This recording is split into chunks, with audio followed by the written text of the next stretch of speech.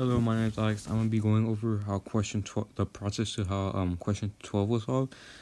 And so we're trying to express the matrix A and its inverse as a product of elementary matrices.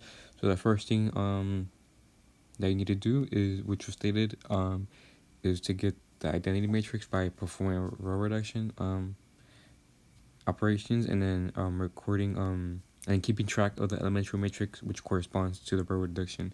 And so the elementary matrices here that are used are, so first multiply -3 to row 1, adding it to row 3 is going to be in row 3, and then scaling row 2 by -1, and then lastly is going to be multiplying row 2 by -2 and then adding it to row 1.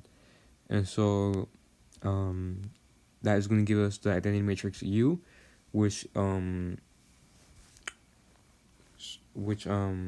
is basically like multiplying each elementary matrix backwards is going to give you the inverse of A, and so multiplying the inverse of A by A is going to give you the identity matrix U. So the inverse of A is essentially just the elementary matrices backwards. So it's going to be first is going to be -2 times row 2 adding it to 1 times scaling row 2 by -1 multiplied by scaling row 1 by -3 and then adding it to row 3. And then yeah, so that's going to give you the inverse of A. And so to get A, it's basically multiplying the inverse of each elementary matrix in the order you did you used to get the identity matrix. So instead of backwards, it's just from forward, just normal order, I guess.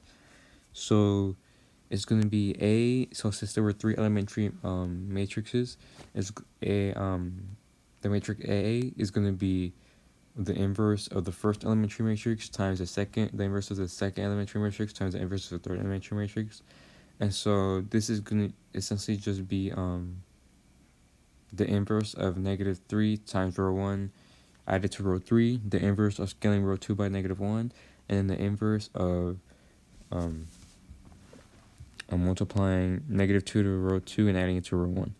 And so the inverse for T is just going to be the negative of the elementary matrix, and then when scaling, like for D2 -1, that's just doing the changing it to the reciprocal, which is still going to be -1, and so that's how you get the A as a product of elementary matrices.